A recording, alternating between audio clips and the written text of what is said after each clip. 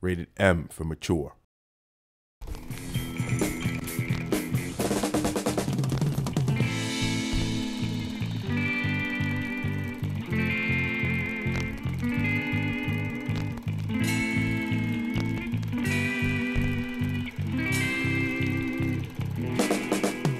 The tone of this game, as we've said, is very sort of grindhouse, very exploitation, but it's really deeply rooted in 70s movies, buddy cop movies, chase movies, blaxploitation movies, if you wish. It's got all that feel in there, and they've watched many thousands of hours of video and DVDs have been on in players while people are ostensibly working. It's that whole theme's very much core to what we've done, and they utterly immerse themselves in it.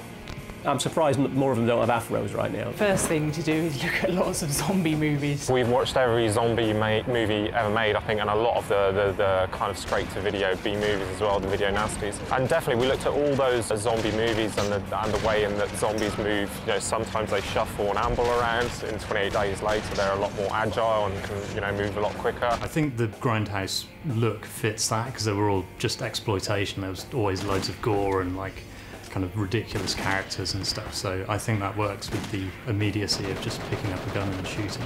Well, we've really tried to pull that together in all of the levels, I mean, in different ways. You know, the cool thing is that each of the level has almost been presented as a kind of a film in its own right kind of thing. The music is kind of lots of funk. We have some rock in there. We even have a kind of power ballad in there. And we wanted to kind of really create that soundscape through the music, making you nod your head with every beat while the outside's just passing you by. Voice acting in this game is really good. Having strong characters saying strong lines back and forth to each other allows you to deliver basically plot content, but without sort of tedious exposition.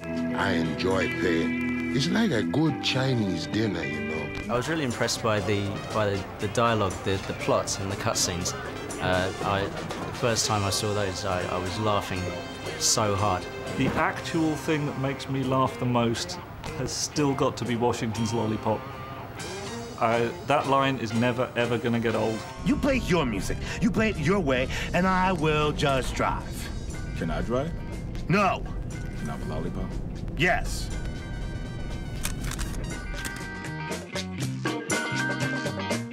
If we were going to do the B-movie genre, we were going to do the B-movie genre. Do you know what I mean? We were going to go to town on it, and they kind of like have given me and the team the kind of like freedom to explore what we wanted to do and just kind of run with it, really. Which was brilliant because we then knew that we were doing full-on exploitation and gore and dismemberment and blood everywhere and swearing, and that was great because it basically allowed us to be as creative as we liked.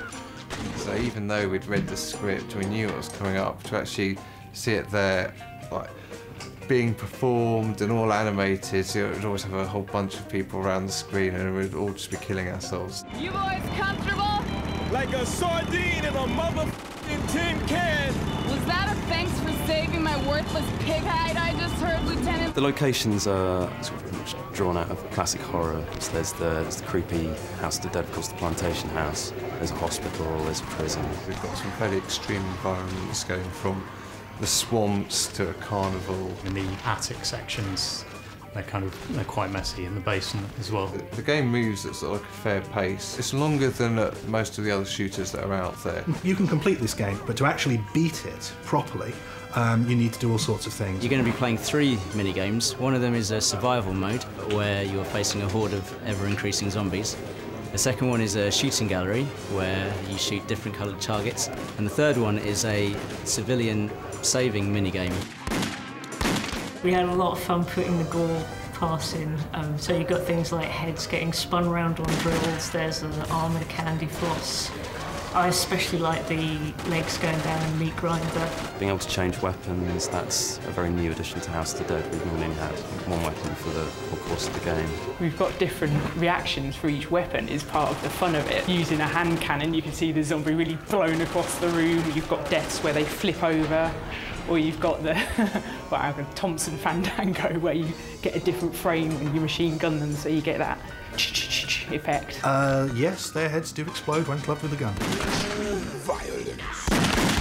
We make sure that there are there's the opportunities for players to sort of just check out and see what other things are going to break and explode in the level. So you've got exploding glass, there's particular scenes where you can shoot down elements onto zombies and sort of blow other elements up as well. The big one is danger cam, in that the camera is no longer locked. It's not just always exactly on rails. You have the ability to look to one side and both sides and up and down as well, and which we spent a very long time getting right. I think we've really sort of pushed the bar with things like cinematics. We've got stuff like depth of field, we've got motion blur.